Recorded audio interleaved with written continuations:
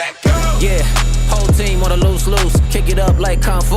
Untamed, yeah, cool. Running plays like who knew.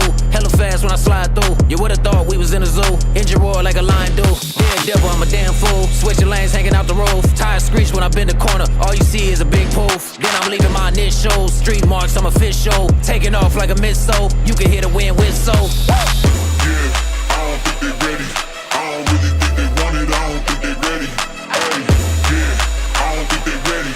I don't really think they want it. I don't think they ready. Ready, set, go. Go. Go. Go. Ready, set, go. Go. Go. Get ready, set, go. Get into it like pronto. Get hit with a combo. Do it large, real jumbo. So dirty like gumbo. Big money in a two-seater. Hair blowing, you see her. I got her, you need her. Never would I wanna be and I've been grinding all of my life. Now look at my sights. Mile high, I'm fly. Ride till I die. Look how I arrive like the president inside. See the look in their eyes. I don't think they ready. I don't really think they want it. I don't think they ready. Yeah, I don't think they ready. I don't really think they want it. I don't think they ready. Ready, set, go. Ready, set, go. Let's go. Go. On your mark. Go. Yeah. Ready, set, go. Ready, set, go. On your mark. Go. Let's go.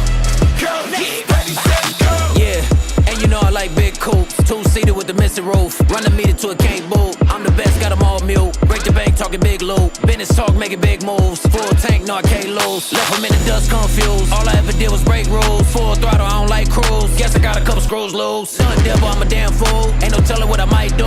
Taking off like a missile. Street marks, I'm official. Yeah, I don't think they ready. I don't really think they want it. I don't think they ready. Hey, yeah, I don't think they ready. I don't really think they want it. I don't think they ready. Ready, set, go. Ready, set, go. Let's go. Go. On your mark. Go. Yeah. Ready, set, go. Ready, set, go. On your mark. Go. Let's go. Go. Let's go. Ready, set, go. Go. Go. Go. Ready, set, go. Go. Go. Go. Ready, set, go.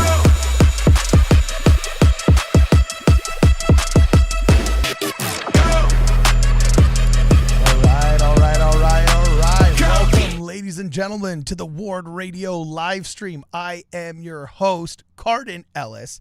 Happy to be here with a killer cast of friends joining me via Zoom.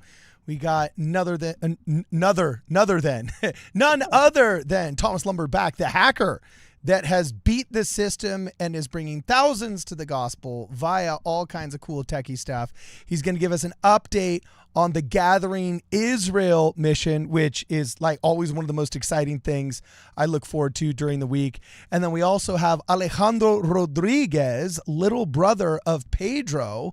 If you did not vote for him back in the early 2000s, you can now tune in to his podcast, Latter-day Lobsters, to learn all the cool, new, latest, greatest stuff going on in Mormonism. And I just found out, total aside right now, Alejandro, that like lobsters were poor people food up in Maine before the locals tricked like rich people in train cars to think that was like a delicacy.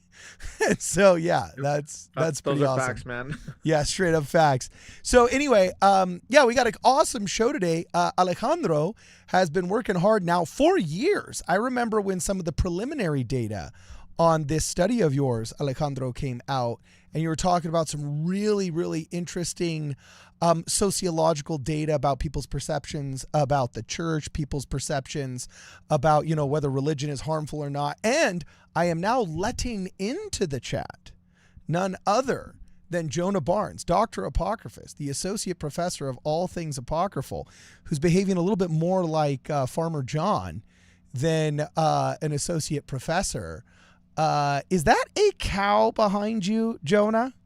That is a cow behind me. Well, there's a cow, there's a bull. There's actually 3 heifers in a bull. Yeah, why? Why is that weird? I confess when I invited you on the program today, I did not know that. What's the difference between a cow and a heifer? Aren't both female? Cow is a species. Heifer is a female cow. Wait. Oh, okay. No, you're right. Sorry. No, hold on. So a bull. You scared them with your ignorance. You city slicker. Yes. Look, I didn't know that there were volunteer firemen until I did this podcast. I thought all firemen were paid. Those cows could tell that you are a meat eater. Did you see that? Yeah, by the way. They heard you. They thought, that guy's going to eat us. We're out of here. You know what I was totally thinking? I was thinking of a sea cow and manatees. And in some other species, the cow is the female. And then that was... Like it's a murder of crows. That was horrible. Them land manatees. I don't know why. Why do we sea cow? Why do we call them land manatees? Yeah, if there's any valid, right? if there's any question whether or not we're doing this live, there's your answer right there. Carden just made a fool of himself. So anyway, all right, awesome. So we're all here. Great, happy to be here with you guys. I'm super excited for the show today. Jonah, before we dive right in with Thomas, do you got anything crazy as of late that you've been working on, my man? That I've been working on? Yeah. You got something coming up, dude. I do whatever Carden tells me. That's all I do. I just do whatever he tells me. No, I got my book is coming out in a month here. Pretty soon here. My book's going to come out. That's going to be fun. Talking about Joseph Smith. Turns out, prophet. Yeah, I know. Crazy. And and I'm chasing around soccer games and barbecues with my family here this summer, trying to get done with all that so we can get back to building the kingdom, you know? Yeah. So we got a couple of welcome faces in the chat. Shout out to all the members of the channel who do indeed get preferential treatment. Oops, I pointed at the wrong camera. Who do indeed get preferential treatment for joining this channel. W Smith says, we're listening to this as a family in a car ride. Family, isn't it about time? Parentheses with Ward Radio. Well, heck yes. Yeah.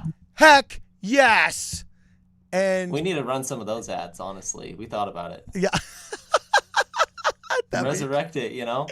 Dude. Resurrect that campaign. Yeah, that's pretty awesome. That's pretty awesome. Gentile Ben says, ahoy. And the only reason why I shout that one out is because Jonah, we were in I can't remember if it was in the Thoughtful Faith group chat or if it was in the Ward Radio group chat, but was it you or Jacob Hansen who posted the history of Cyrus Wheelock, the guy that gave Joseph Smith his gun in, so tell us a little bit about that, and I'll tell you what that has to do with ahoy. So just give us the lowdown on Cyrus Wheelock. Cyrus Wheelock doesn't look like a pioneer. He doesn't have a big bushy beard, but he was awesome. He was a friend of Joseph Smith. He gave Joseph Smith the pepper box that he smuggled in a pepper box into Joseph Smith's jail room in the upper floor of the Carthage jail, which is what Joseph used to rain holy wrath down upon the demons possessing the Carthage Greys who murdered Joseph Smith and then and his brother, because I don't know. And so Cyrus Wheelock then ended up leading an expedition of pioneers across the ocean from England and across the plains. And my forefather, the first Barnes convert, was in his company, and he wrote a sea shanty on having to do with sailing to Zion, and he wrote Ye Elders of Israel hymn. Now, Ye Elders of Israel got in the hymn book. Sea chanty did not get in the hymn book, which is a crime. We need more sea chanties. We need to sing more sea chanties in sacrament meeting. I think we can all agree. We don't need to vote. We don't need to vote on it because I think it's pretty unanimous.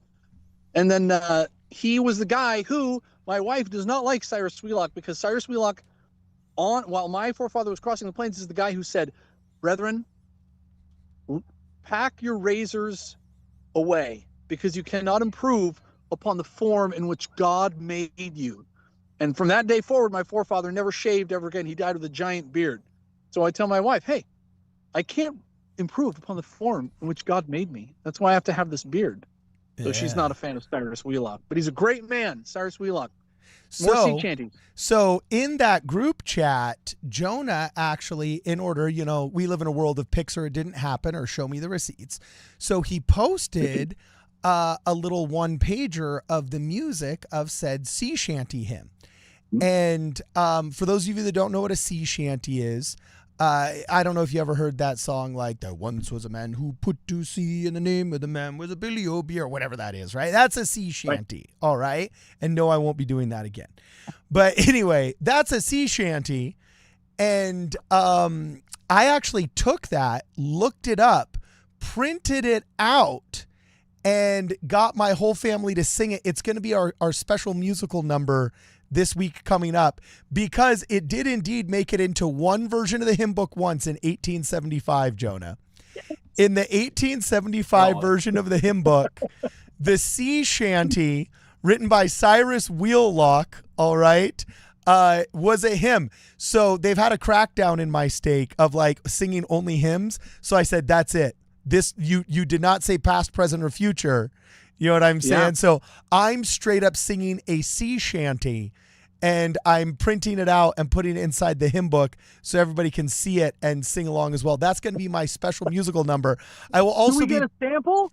You can't bake this cake without frosting it. Do we get a sample, Carden, right here live? Oh gosh, I would have to look it up. I haven't rehearsed it in like a week. Oh man! But I will before we go. This is a huge disappointment. I will before we go. I will look it up. But I will tell you, they are giving me 90 seconds to give the history of the song in order to enrich the experience. Right? At which point, firearms are disallowed in the church.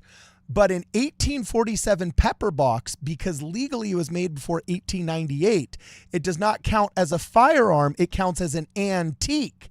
So I have packed. You are a menace. You are a menace, Cardinellis. So I have packed the pepper box with 6 blanks, and in the middle of the sea shanty, it's going to be like, bah, bah, bah, bah, as a musical number. Because the only thing, and it's an antique musical instrument. I mean, in my view, at least, you know. By the way, to all the lawyers in Curtin McConkie whose phones just started ringing off the hook, all right? There's this thing called comedy. Don't go John DeLynn on me. Don't go John DeLynn on me and start like. Don't you know?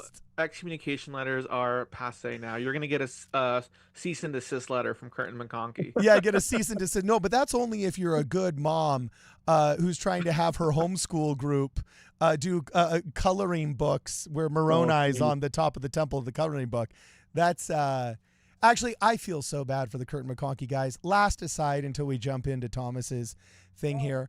But, dude, these guys are more mortified of the members than they are of the. Right. You, Carden, because you're bringing pistols into sacrament. It's not a pistol. It's an antique. It's an antique. Carden's like, I can't believe these. Don't you read the law books? It's not federal agents looking at your feed. It's Curtin McConkie agents. Seriously. Keeping tabs on you. You know, so it's just black powder blanks, baby, and it's a sea shanty. Yeah. How do you think our forefathers crossed the ocean with sharks and sea monsters, and all they had were little pepper boxes and muskets? Right. We're paying them homage. Exactly. Yeah. At this point, it's spiritual. So it is. Yes. Yeah. So okay. Anyway, this is a joke, people. A joke. Although it may not be. You have to come to my church to find out. No, I'm just kidding. So yeah, that's great missionary, a missionary tool, right? Saying, hey, we might just have fireworks. We might not. But you'll only know if you show up, you know, and then all of a sudden people are just like interested for the party. It's like the Secret Lives of Mormon Wives. You don't know what's going to happen until the I think the closing starts. hymn should be the Spirit of God like a fire is burning. That should close the meeting, you know, after all that.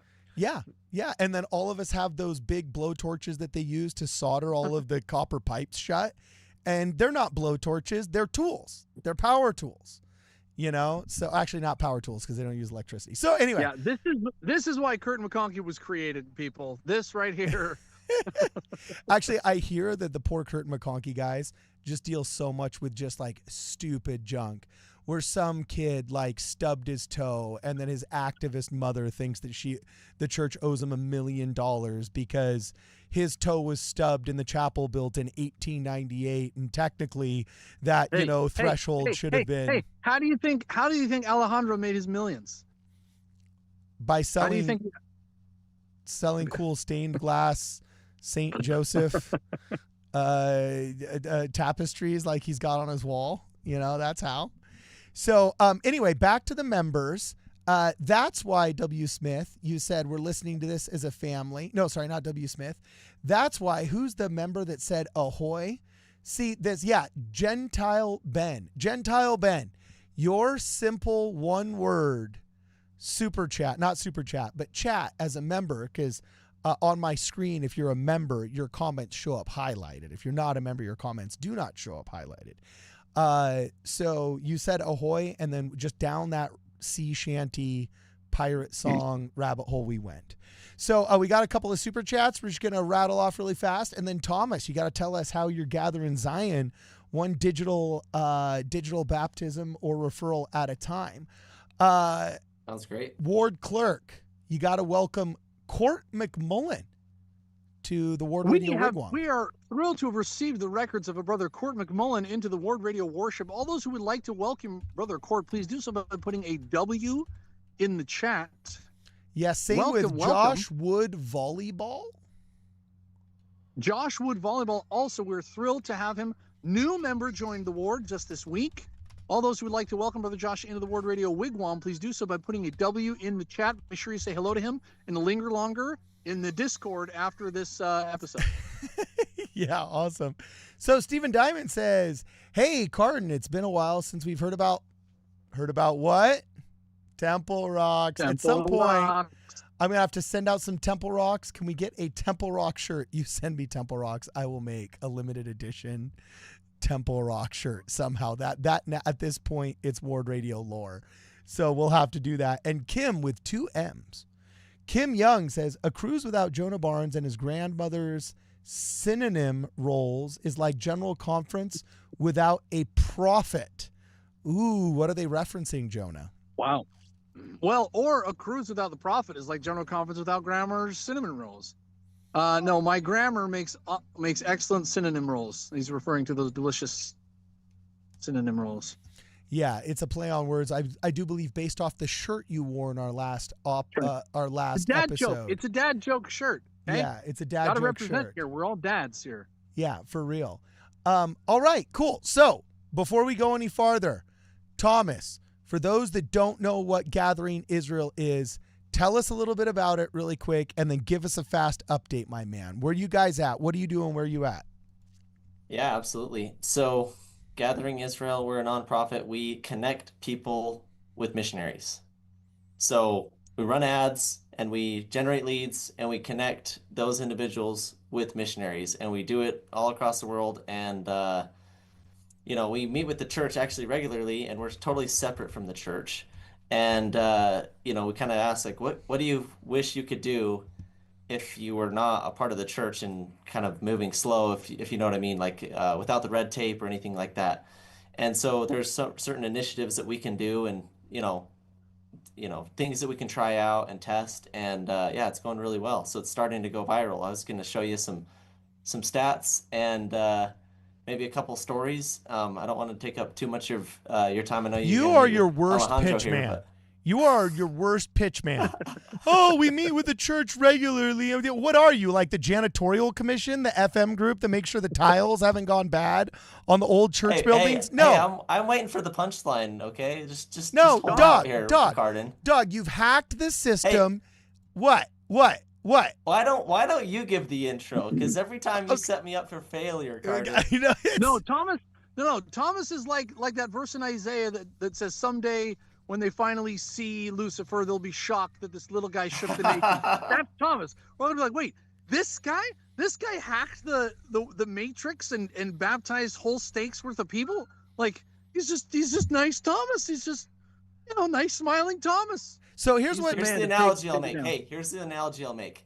You don't have to be somebody incredible to participate in this work. It's very simple. And if you want to be a part of it, you totally can. Because guess what? We're just, I feel like we're shooting from the hip, and we're having incredible success. And look, there's 8 billion people in the world. There isn't a way, there isn't not a trajectory right now to contact all those people. But with Gathering Israel, we will. It's going to happen. And we have a clear line of sight to do that. And we will fulfill the prophecy that says, every nation, kindred, tongue, and people is going to hear about the gospel. What Thomas always says, he always quotes that the Joseph Smith quote. I love it. It says the gospel will be preached to the whole world. It will go forth. No one hollowed hand can stop the work, because it will go forth. How, Thomas? Independently. Nobly, independently. Right. It'll go forth boldly, and yeah. That's right. I love that. Thomas is like, that's me. That's us. That's us, guys. Look, we are the independent people preaching the gospel. Guys, your pitch sucks. Thomas is Mormonism's Elon Musk. He's a bazillionaire tech bro who figured out how to buy up bazillions of social media ads in the third world where nobody else can do it, and or nobody else wants to, and then plug them into an artificially intelligent reference system that ends up verifying if they want a real copy of the Book of Mormon or not, and then converts that into an actual referral for the missionary so the missionaries can go and meet the people, and he's got the receipts. We're talking pics, baptismal dates, records of the church's system that has been flooded with all kinds of super cool and hip referrals, all because this cat, who doesn't even know how to brag about himself, you know what I'm saying, hacked the system. So we've got our Elon Musk. You should be in radio. Carden, you should really think about a career in radio. You ever thought about that? Yeah, for real. Actually, yes. And for everybody listening to this, this 2025 will have the most baptisms in the history of the church. You heard it here first. We're on track to have the most baptisms in the history of the church, like by a large margin. So this is the most exciting thing in the world, and Thomas is kind of helping us all be a part of it. We don't have to be spectators anymore. Alejandro. Look, I was rerunning my stats while you guys were talking about this, and the number one reason people come back to church is actually because of Gathering Israel. There you go. Data, guys. It's settled. There you go. Settled science, guys. Settled science. Take that to the bank. Hey, by the way, can we just start saying that now? Can we just co-opt all these terms? Like the woke left has co-opted all of the terms, like what tolerance means, what love means, what, equality means. Can we just start saying it's settled science? Like the earth was flooded with worldwide flood, Noah, all animals, one ark. It's settled science. Look, just the consensus is, the academic consensus is, it was like, but no, it's not. Just be like, shut up. You're not stupid, are you? Are you stupid? It's settled. Yeah, this is settled. It's settled. So, all right, cool. So Thomas, give us an update. For those of you that aren't familiar with Thomas's program, it's actually really cool in the third world, and not just in the third world, all over the world. There's many markets. Everywhere. Yeah, there's many markets where not all of the Facebook ads sell.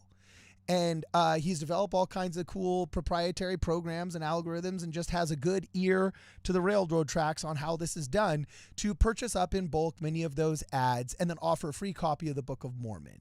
And traditionally, those referrals were cultivated and sent directly to the church, but frankly, their system being so archaic, couldn't handle it too much. So he's developed his own system to refine those referrals, and it's a work in progress, but it's super fun to see how it is indeed progressing. So we like to invite him on occasion in order to give us an update and hear some of the stories of these people that have come to the Church of Jesus Christ of Latter-day Saints through this program. It's heartwarming, it's inspiring, it's exciting, it's awesome. Thomas Lumberg, go. Yes, thank you. So, Carden, can I share my screen, or is that not go allowed for in it. this? Yeah, totally. Okay, cool. All right, let me just send that request over to you. Okay, I allowed it. And by the way, I love that Zoom asks so politely. Will you allow it? And brethren, I have to actually go to the rest of my ward barbecue. I'm sorry that I have Do to it. leave, but for everybody listening to this, everything Thomas is going to share, You can be part of this. You can go to gatheringisrael.org and you can see this. You can join the movement. We want people to get excited about it and to join us with it, not just to be spectators. You get if you donate to the cause, you get an impact report, and we'll show you how the progress is going on all the different systems and things. Everything Thomas is about to share is not, siloed off someplace where you just have to hear whisperings from a little birdie every year or so. You can be part of this. So God bless you guys. Church is true. This is the best year in the history of the church to be a member of the church. And I got to go, guys. Gather Israel. See ya. See ya, pal. See you, Jonah. All right, hit Yeah, it, Thomas. Tell us what's up, man. Yeah, totally. So, and just to kind of touch on what Jonah was saying, like, look, I mean, you make me feel really good about myself, Cardin, and then you also make me feel bad about myself. So I don't know how I feel sometimes. But generally speaking, I would just say, it's not about me, but I would say, like, yes, we can be involved with this. And let me just put in a plug for our operations team. We have about 15-ish people who are dedicated full time. I'd say maybe like 10 full time, and then maybe 5 that are part time, and they are incredible with this. And part of those, some of those people are some insane AI experts who have built some incredible software to help us automate and scale a lot of this. So, anyways, you can be a part of this too, right? But we'll talk about that at the end here. So, what you'll see here on this graph, can you see my screen? Yeah, I can see it all, baby. Okay, so what you can see here is this green part. This is the number of appointments. And then this tan one, this is the cost per appointment. So if you notice here, the cost per appointment has stayed right around $1, which is just incredible. When we started, if I extended this back, it was like $200 per appointment. And now it depends on the market, right? Some markets are 40, $50. Some markets are, 50 cents, But generally speaking, we've really cracked the code, and we're dialing it in even further. We're getting the help from some very good content creators, and but you'll see here, we had one week that we had like 2,700 referrals. That was back in May, and then we've actually, the reason why this went down recently, it's still on the up, it's still on the rise. We're still talking close to around 2,000 a week. Is because we've started to vet the leads. So we don't actually send all of them, because we kind of vet them and make sure they're interested, and and then we do that all automatically and with the help of some AI and automation. Yeah. So there's just some stats really quick. And this is like a hockey stick graph. If I were to kind of extend this, it's like, we started around just a couple hundred a week, and now we're, at 2,000 plus a week, so around like 10,000 a month, which we're wanting to scale that. I think we can get over 500,000, considering where the markets we want to go, and we're just in a blue ocean right now. So, okay, so now it's almost numbers too large. Like I remember there was some study that was done back in the early days of hunting for Osama bin Laden, and one of the studies came back and said like $1 million reward is almost like so large it's unfathomable for some of these people. Like, you're better off just saying you'll get like 50 goats. You know what I'm saying? If you turn in a Taliban member or something like that. I don't remember exactly what the the example was that they said, but it conveyed this idea that sometimes just, when numbers get big enough, they just start becoming unfathomable for people. Like when you say 1,500 referrals, okay, like that's absurd. That means that you've found and verified that there were 1,500 people that wanted a copy of the Book of Mormon and were willing to receive a visit from a missionary in order to get it. Am I understanding that correctly? Right. And I would say around 10% of those turn into progressing, like, friends, they call them now, I guess. Friends that are like progressing in coming to church and, reading the Book of Mormon and, getting on date to be baptized and whatnot. And we're starting to see, from a couple months ago, we're starting to see a lot of those individuals get baptized. I want to say we had our first family get baptized a couple weeks ago. So we're having Who a is lot it? of firsts. What? Where? What? I know, Tell us more. I know. I need to get you pics. I know pics, or it didn't happen. I'm asking for them. I think we're still working on getting them. Maybe they've arrived. Well, where was it? Where was it? Just tell us the TLDR Vincent, right now. Oh, I have it. I have it right here. Vincent. Let's see. Vincent Agisa from Kenya. Oh, actually, no. I take it back. They're going to get baptized on the 6th. So wow. Okay. This week, or is that Sunday? Yeah, that's Sunday. Yeah, okay. So Vincent, his wife, and daughter, and I've got a picture, I believe. Okay.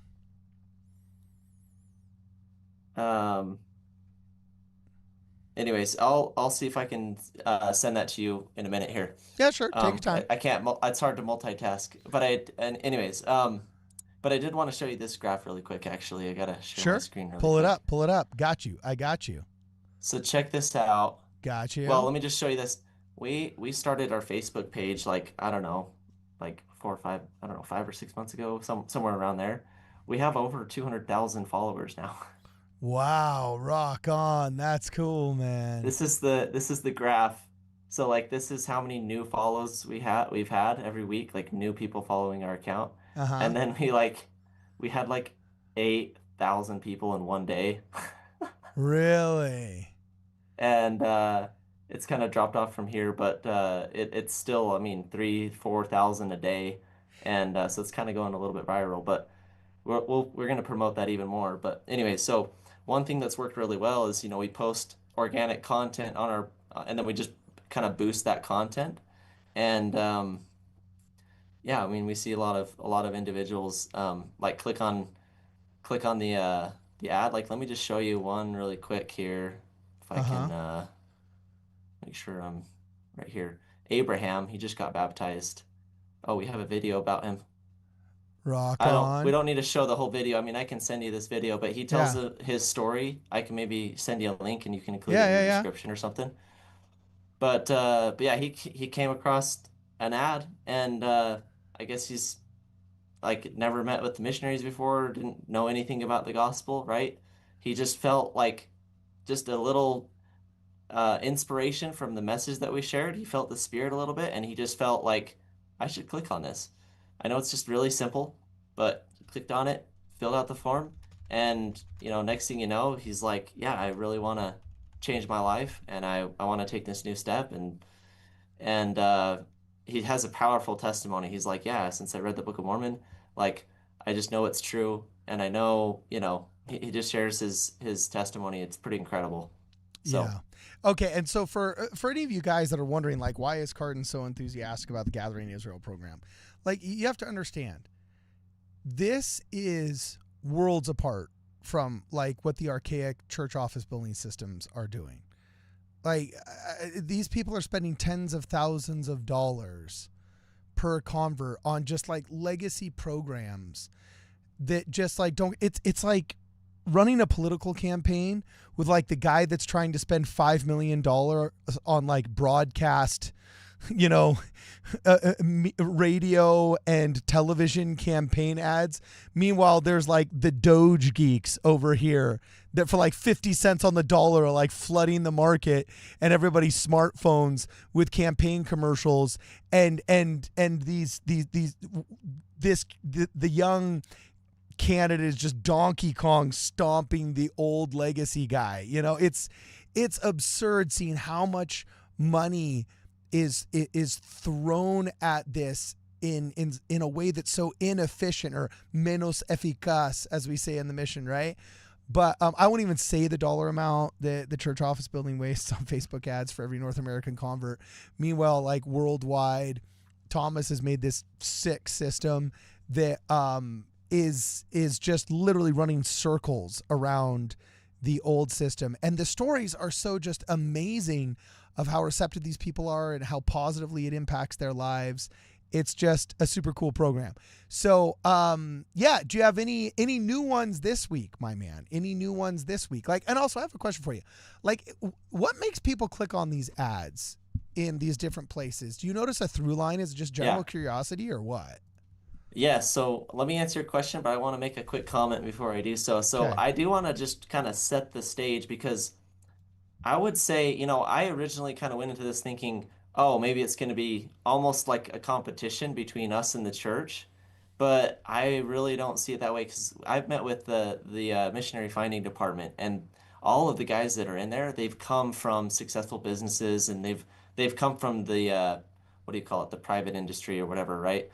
And so they get it, and they basically say like, hey, this is what we've learned, and can you go and experiment with this, and this, because it would take us, with getting all the approvals and doing all the stuff, it would take us maybe 2 years, where you guys could just at the snap of the fingers go do it, right? And so I just think there's been a lot of collaboration. I just want to stick my neck out for them because they've actually been extremely good to work with. Um, so like one Look thing, at for you, a example, little one, apologist for the church office building.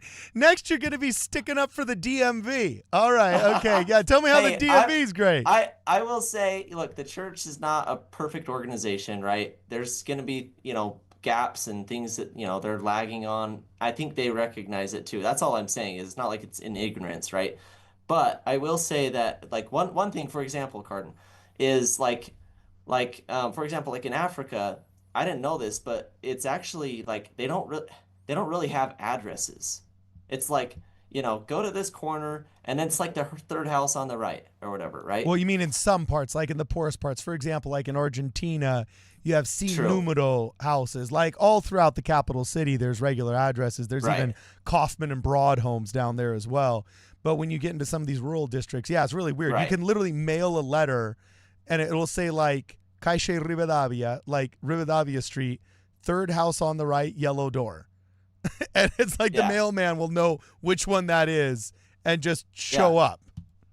Well, yeah, and so and I shouldn't have overgeneralized and said the whole country or the whole the No, whole we know what you continent, mean. We know what you obviously, mean.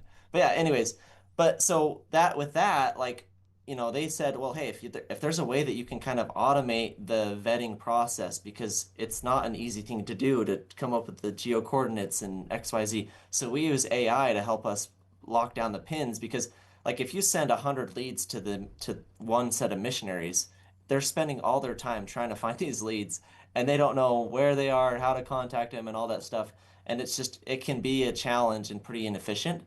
And so we've been able to really dial it in, fine tune the vetting process, give the missionaries a pin, for example, right? And that's allowed us to kind of ramp up our volume without overwhelming the missionaries.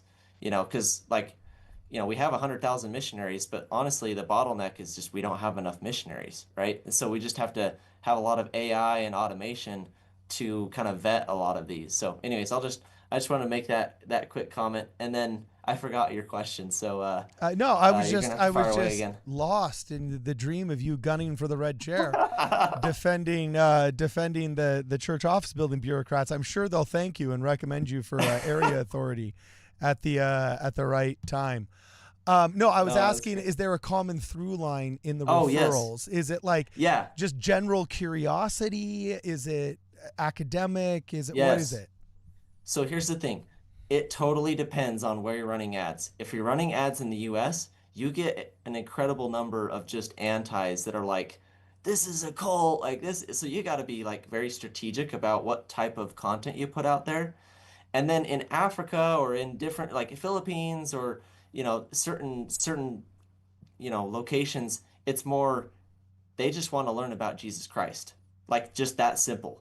Like you don't need to talk about like why the Book of Mormon is like or talk about the witnesses to the book. Like you don't need to go like super deep into like anyways, you just gotta it's just a simple call to action. Hey, you want to learn more about Jesus Christ? Click the link. That sort of a thing, right? A little bit more direct. Whereas if you were to do something like that in the United States, you kind of get wrecked, and you got to be a little bit more like, try a few different things. Anyways, hopefully that makes sense. But we're still learning. So if anyone has any thoughts or ideas or questions, I mean, hit us up. Donate to Gathering Israel. Every penny goes towards towards ad spend, and you get on our impact report and you can send us like suggestions or connect us with people. We've made a ton of connections. It's been incredible. Yeah, AI is used both for good and bad for and against the church. I don't know if you've noticed it, but have you had the barrage of 50 different types of LDS church abuse AI scroll ads? Alejandro, have you seen those, bro?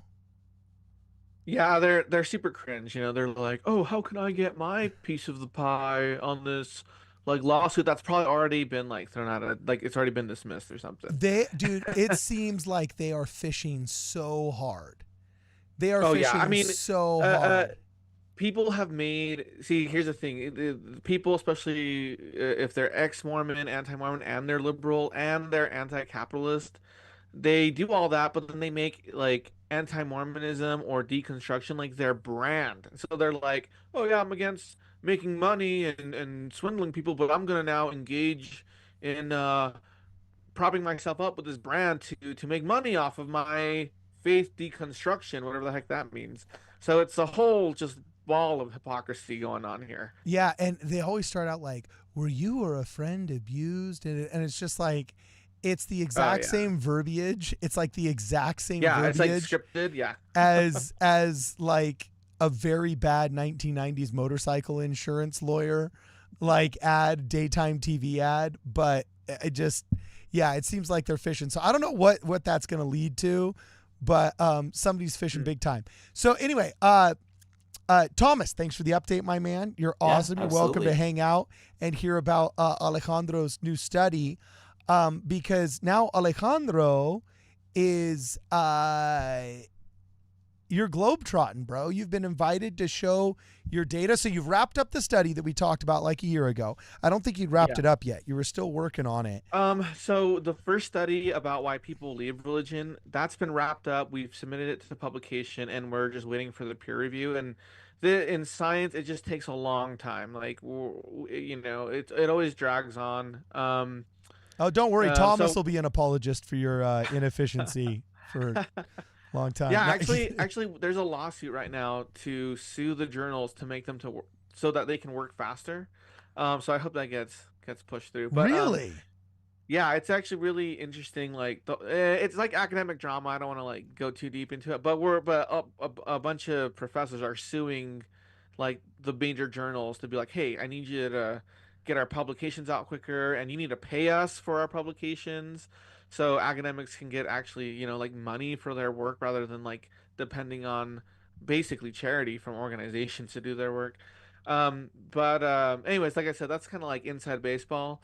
Okay. But our study is under peer review, so we're just like, watching the clock tick by to see when we get an email back from the reviewers. But in the meantime, what we did last time was we had a team of researchers like literally read every response in a survey and like determine like what is this person saying about why they left religion, and we like took notes and like we tried to like systematically like determine what the major themes of the big data set were, right? And we got a good result, right? And the paper I think is fantastic, but in the middle of that process we learned how to use AI to automate that process. So our original sample size was like 2,000 something. We had about 333 people say they left religion, and they each gave about 3 reasons for why they left. So we had about 1,000 responses that our team manually like analyzed. And then in the background, I was like chipping away at this, and I figured out how to use AI to do it automatically.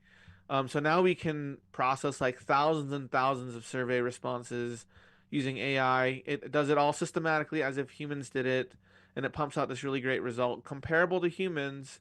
And we did it in like a few hours and a few cents. So we're like, all right, let's take that new method and let's apply it to why people come back to church. So we're working on that right now, and we'll submit it to publication, for sure in the next little while. So that's what we got going on. I remember last time we talked, your study was intriguing.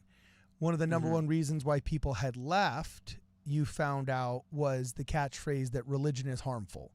That seems to have been just like Hollywood producers will take 7 shows, just like they're throwing spaghetti against the wall to see what sticks. Yep. They'll produce 7 pilots, and then the 3 that actually get viewership, they'll dump the rest of the funding into so you can finish out the season, and then they just cancel all the others. Okay, well, sometimes like the anti-Mormon hive mind, it just throws out all the sound bites that it can. And then the ones that stick, they just like go to for a while. So for a while, it was 8-year-old baptismal interviews. And then for a while, it was like, oh, the church is a patriarchy. And then when that one kind of ran out, they're like, where are we going to go with this now? Like, oh, okay, religion is harmful. Religion's harmful. Until that runs out. And then it's a cult bite model. Somebody made what? It's an acronym. Bite model. Bite model. And they just... That's how they operate, right? This frenetic, nonsensical, pseudoscientific mob.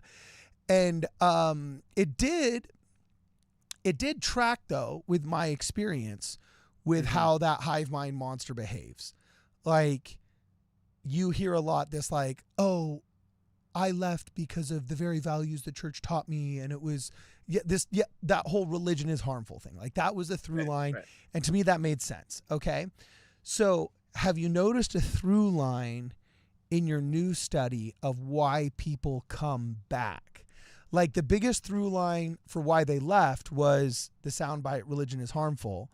Is there like a big data point that's the number one reason why they come back? Yeah, so the biggest reason, well, okay, so one, it's sort of like subtle. One, people are like highly motivated to come back. So they're saying something like, I'm just highly motivated to come back. I feel this drive, this like need, like I can't, I'm restless. I need something that's driving me towards religion. So it's really kind of like mystical, and to me that sounds very genuine, like, oh, there's like a burning desire for me to come back. So there's like high motivation to come back, and that's probably like the number one reason. But then right underneath that, as far as like something that caused them to come back, they would say, yeah, my family, like my friends, my family, my community, they reached out to me, and that is what brought me back. So people are like highly motivated, like they're like wanting to come back, and then the moment a family member or a friend like extends an olive branch and invites them to come out, boom, like they're ready, and then they come back. So it's super cool. That like human connection is really what's like driving this. You know, it's not. There's like every now and then there's a person that says, actually, there's one guy that said something like, "Yeah, I came back, you know, because I gotta confront the MAGAs in my ward or something." You know, it's like, okay, whatever, bro. Um, and so maybe some people do it for like reactionary reasons or whatever, or some BS. Uh-huh. But no, really, like the thing that's like, I think underlying it is people are highly motivated. They just feel like this desire, and then like a family member reaches out, and they're like, yes, exactly what I need. I need someone to bring me back in the church. And so the family and friends are bringing people back. So, um, um, like the apostles have been saying for years, like every member of missionary, like that's legit doing a lot of the heavy lifting and getting people to come back. Huh. Interesting. So how do you go about doing a survey like this? Like how do you Yeah. actually find, because gleaning data from surveys is wrought with, I mean, Thomas can tell you all about it. Like just trying to find a sample group that's similar enough to be able to study with enough consistency that you would trust your own results Totally. is a battle in and of itself. So if you're trying to figure out why does the average bear leave, and then also of those people that left, why do they come back? Like, how do you go about finding these people? Yeah, okay, so that was a big concern we had because you know our research for sure is going to be consumed by faithful members, but also by critics. So we don't want to give anyone any reason to doubt our results. So we went with the best. We like figured out who Pew Research, like how they get their data, and they go through like a third party. To see that there's different like standards, right? Like you could collect your own data. You could like the worst thing you could do is like snowball your data online or something, right? No Okay. offense to anyone who does that. It's just the way to do it. Oh, But it's like kind of John considered. DeLynne's master's thesis? Oh my gosh, yeah, and his stupid what's that stupid survey he did like is a church transparent or something about consent he did a while back. It was the dumbest thing. Anyway, um that's like it's like fine, okay, that's like the minimum you can do, but like it doesn't really represent anyone. So we went and we figured out who does Pew Research get their data from, and they go through this like third party. If you get your data from a third party that's like accredited and like they have a reputation, that's the best thing you can do because your data isn't biased by us, right? It's collected by an objective third party. And they're the same people that Pew Research uses, so they have like tons of resources to collect a nationally representative sample. And BYU and like the research departments, they have big pockets, so they paid like top dollar to obtain like the golden standard like recruiters, the same people that Pew Research goes with, and they recruited our people for us. And then they like scrubbed the data, they de-identified everything, they got informed consent, unlike other people we know, um, and And then they gave us the data, they gave us a nice report, and then we're now working with that data. So so yeah, we made sure like we wanted to not bias this sample at all. We wanted to actually represent Americans because it was an American sample, and we made it like a multi-denominational. So we had like Catholics and Protestants and Black mainline Christians and Muslims and Buddhists. We had everyone in this sample. We didn't want to like make it lean heavily towards one particular denomination. We want it to be fair. So we gathered all that, and then now some people have sort of criticized us for like, well, how do we measure like their religious activity or their religious, like their sincerity about like how they identify or whatever, blah blah blah. Specifically, like people like Bill Reel have like they started like having a panic attack about our study. Oh, Bill And Reel did, huh? yeah, Oh, I'm Bill looking Reel, this up. This is funny.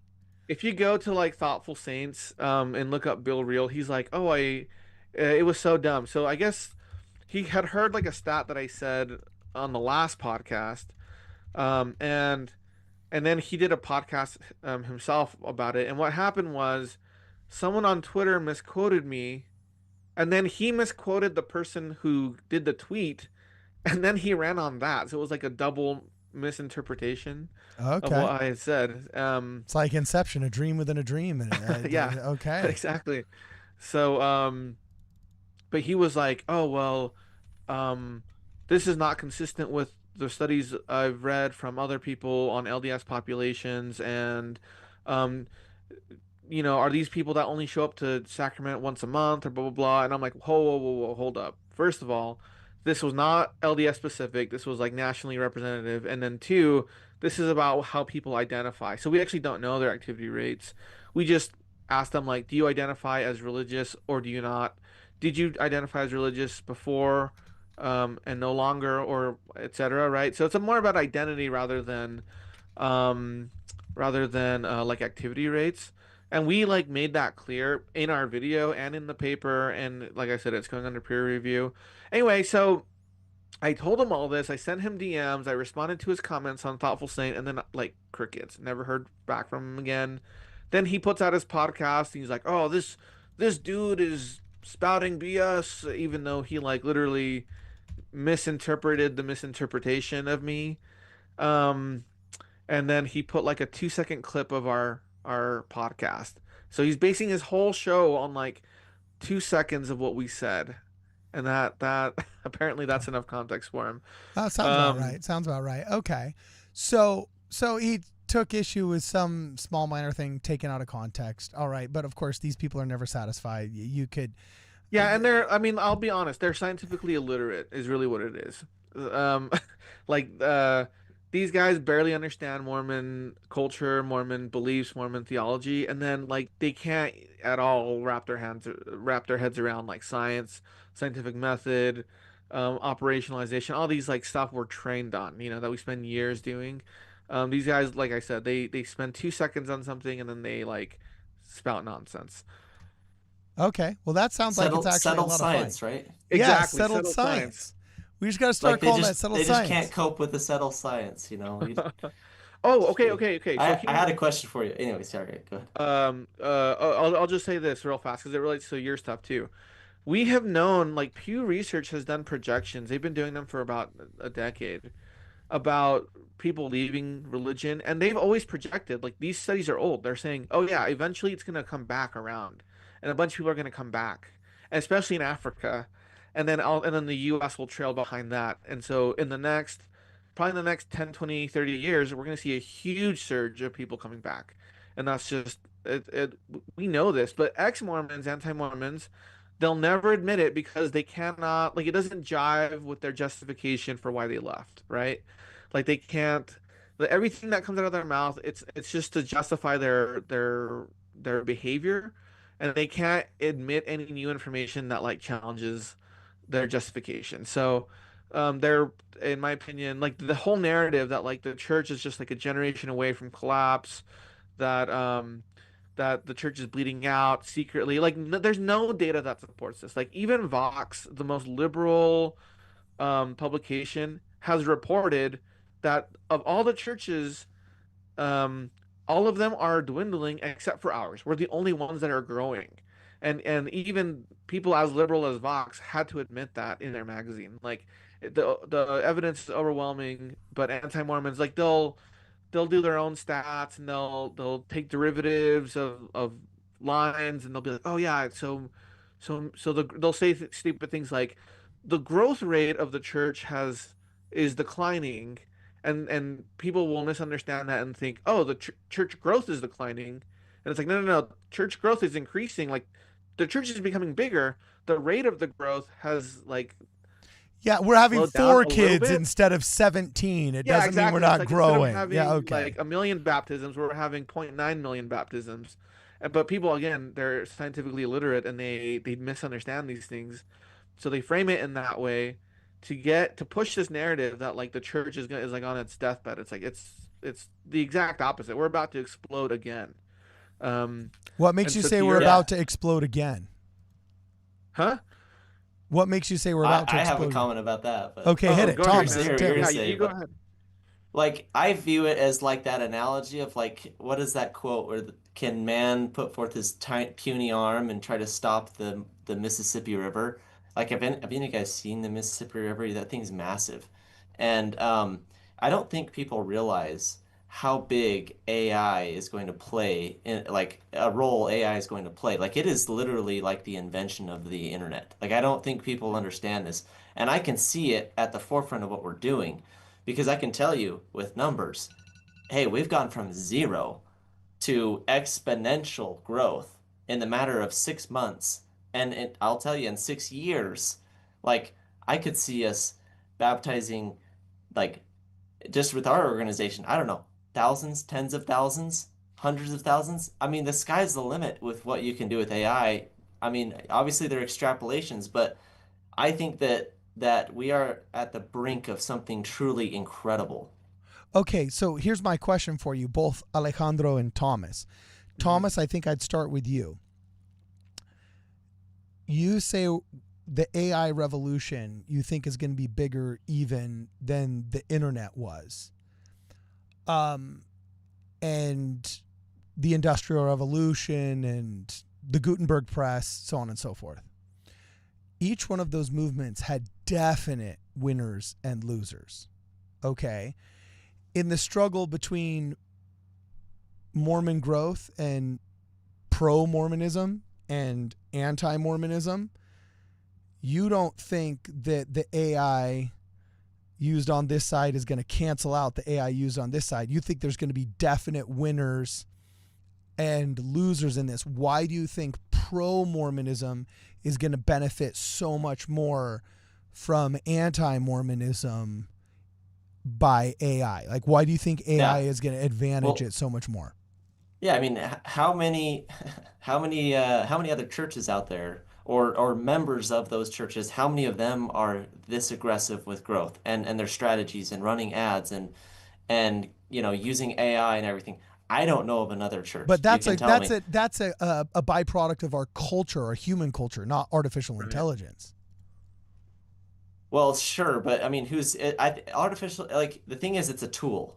It's not like something that happens to you. It's something you use. And so it's the doers that are using AI that are going to win. The ones that are learning how to use it, the ones that are becoming experts at it and that are actually using it. I mean, think about the internet. Like, it's the ones who actually like capitalized on it and built businesses off of it and tripled, quadrupled, 10x down on it that were able to, succeed and take off. So anyways, that's my take on it. All right, here's my take. Okay, we're gonna go deep, guys. This is gonna be like deep doctrine stuff. Okay. Hit it. All right. So one, Thomas, I 100% agree with you that there's this cultural human component. So in the non-religious space, like if you're ex-Mormon, ex-Catholic, whatever, there is no community there, right? People are just splintered. They're doing their own thing. And one of the greatest achievements of like religion, and you got to think about this, like you got to expand your idea of what technology is, but religion, if you think about it, is like one of the greatest social technologies ever. Like society, or excuse me, religion binds people in ways that like other contexts cannot. Um, One of the best things you can do for your kids is literally take them to church. Like their literal physical health will be better. They'll get mentorship. They'll make friends. They'll become socialized.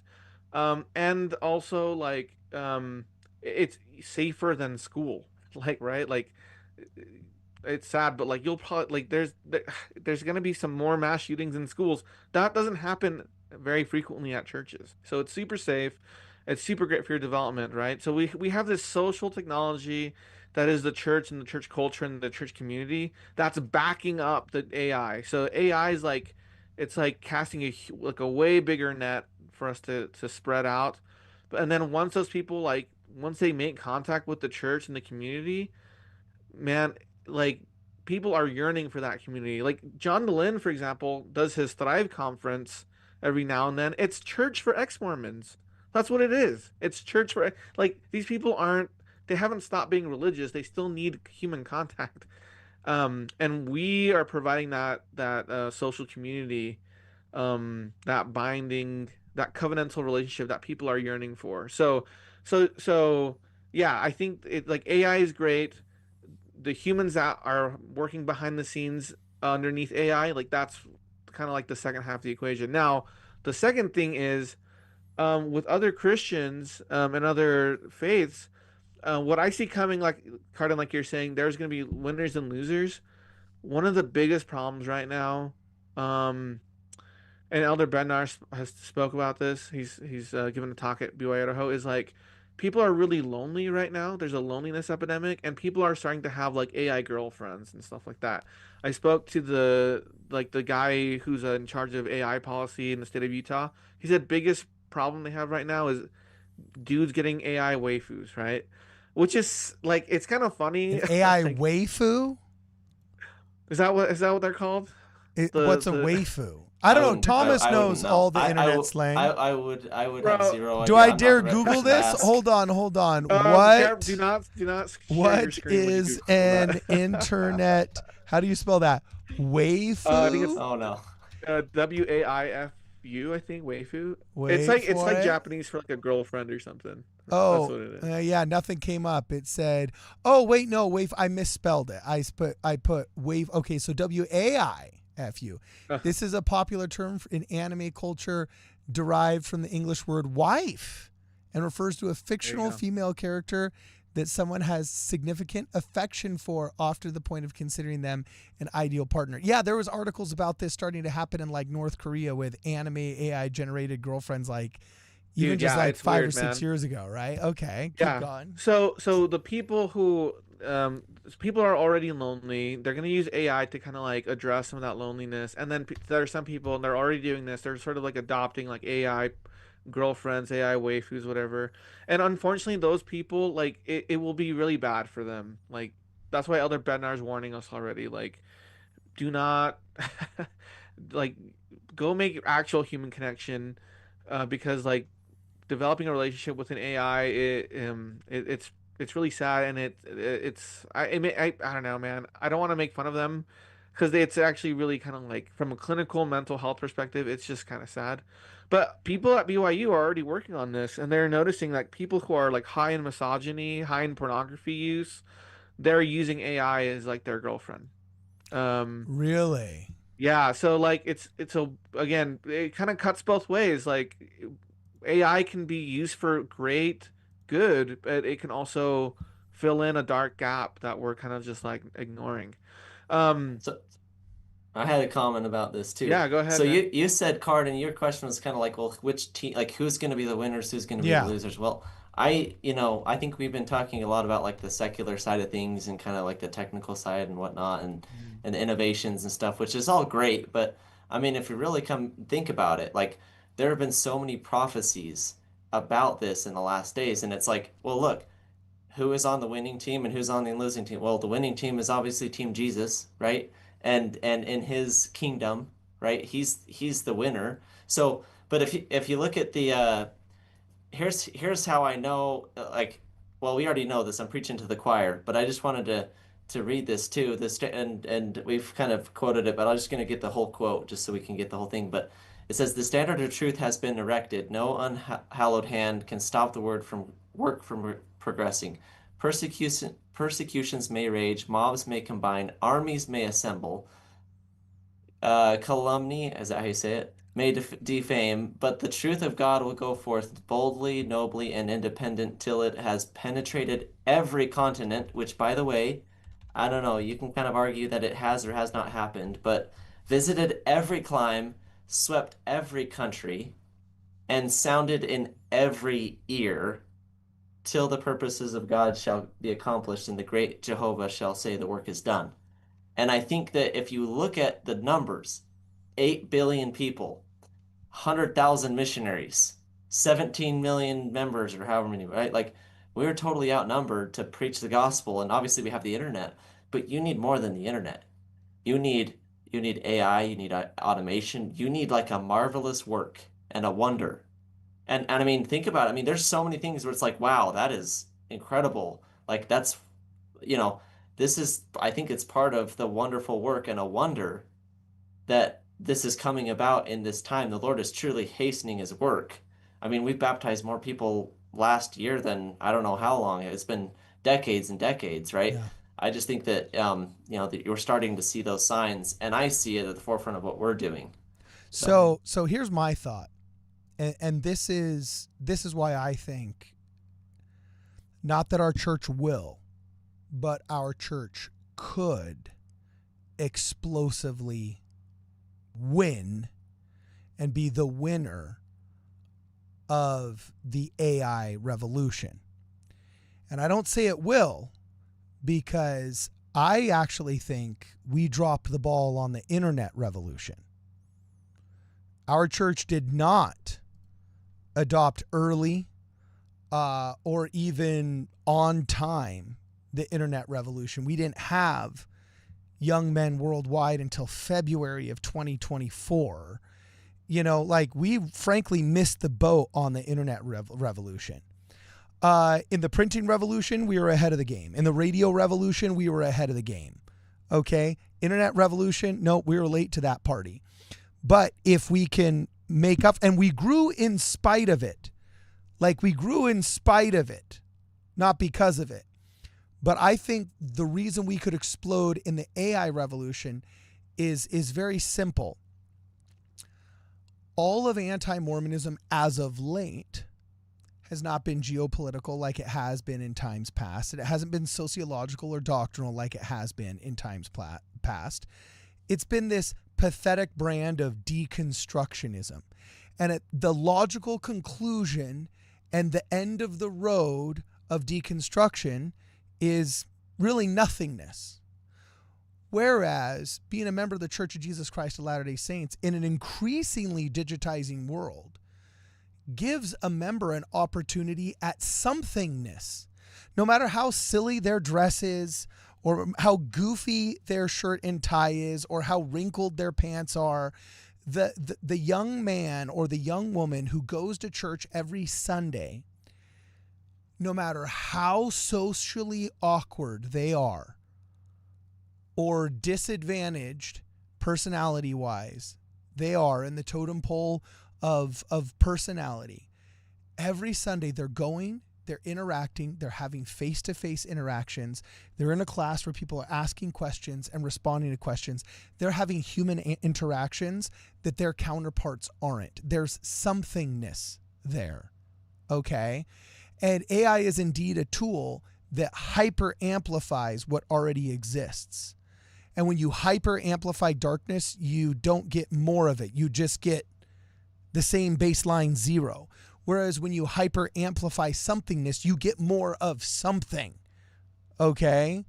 And I think that if we can really lean into it like you are with Gathering Israel, lean into it like you are, Alejandro, gathering this data and saying, look, this is why people come back. And let's, like, if this is the reason, let's amplify that reason. Okay. If we can adopt the AI revolution better than we didn't adopt the internet revolution, yes, you're right. I think we will explode, and it will be it'll be incredible. It could. I mean, I see it in my mind how it could operate right now, and it'll be huge. By the way, calumny is how you pronounce it, and I even pulled up. There you go. Yeah, calumny may defame. Here's the Google pronunciation guide. Oh, wait. No, I don't have. Cardin, as you're pulling that up, I got a quick I got it. question for Here, Alejandro. hold on. Okay. Calumny. There you go. Calumny. Yeah, there we are. So just now for the rest of the Learn day. something new every day. This is great. Yeah, if I ever want to interrupt you, I'm just going to be like. Calumny. No, I'm just kidding. All right, awesome. So ask your question to Alejandro. Let's keep going. So Alejandro, this is great. This might be too nerdy of a question. I'm so curious as to what models you use when you're doing your analysis. I mean, in my mind, I'm like, OpenAI's O3 Pro might be something very good for those high reasoning. I don't know what you're trying to do with the data though, so I'm just curious. Yeah, we'll definitely exchange notes after this because that'd be cool. We went through several iterations. We started this this has been years and working on this, right? We started back when GPT-2 was around, before GPT-3 was around. We were already kind of dipping our fingers in this. GPT-2 sucked at it. It couldn't do it. GPT-3 also kind of sucked at it, but it was a bit better. GPT 3.5, we're like, okay, this is starting to come along. And then when GPT-4o mini came out, that's the model with the least sophistication that can do it, and it does it really well, and it's really cheap. So if you're on a budget, use GPT-4o mini, you'll get great results. Again, we'll exchange notes. Yeah. But then the other models that are even better, they are better. But they're not that much better. It's like when you buy the new iPhone, it's better, but it's not that much better. Yeah. In 5 years, it'll be incredible, right? But the next year's model is okay. It totally depends on your use case and kind of what you're doing. So okay, so we have just a couple of curious. super chats here. LDS response says, seems like technology is necessary for Matthew 24:14, and I just pulled up scripture notes right here so we can all read Matthew 24:14. It says, and the gospel of the kingdom shall be preached in all the world for a witness unto all nations, and then shall the end come. Well, we are the Church of Jesus Christ of Latter-day Saints. So we're talking about that end that's coming, but before it, there must be the gospel preached in all the world. And so we got LDS response here. Thank you for the super chat saying, seems technology is necessary for Matthew 24:14. Yes, I believe so. And we've already seen this. Thomas and Alejandro, in the Ward radio ecosystem. See, a lot of people freaked out over AI. When AI first started happening, a lot of people freaked out. And I said, guys, AI already happened. And what do you mean? What do you mean? No, this is new. Seriously. I was like, no, AI already happened. And it was called outsourcing. I'm friends, for example, with Richard Rich. Do you guys remember Richard Rich Productions? He made, back in the 60s and 70s, The Fox and the Hound for Disney. Then he made the Princess, not the Princess Bride. He made the Swan Princess in the 90s, and all of those church living scripture films. Do you guys remember all of those animated Bible and Book of Mormon cartoons? Okay. So he was our stake president. I played basketball with the son growing up. Great guy, phenomenal dude. In fact, now he's just a stake patriarch, right? Well, anyway, Princess Bride took off, and he was so busy just doing the Princess Bride, and the demand, especially overseas, for more sequels was huge. So he ended up outsourcing some of the animation to India. And instead of having a team of 10 animators on constant payroll doing every single frame, he would divide those animators up and have them do the keyframes, 1 out of every 5 frames, 1 out of every 10 frames, and then would upload them to the internet at 5 p.m. when the American animators would go home. And then in India, where it's last night or tomorrow or whatever it is, their animators would do all of the mid frames. In between the keyframes, they do all the motion frames, right? And just like AI can write your essay for you, but it's not quite a human essay. You still got to massage it a little bit, but it does the majority of the work, right?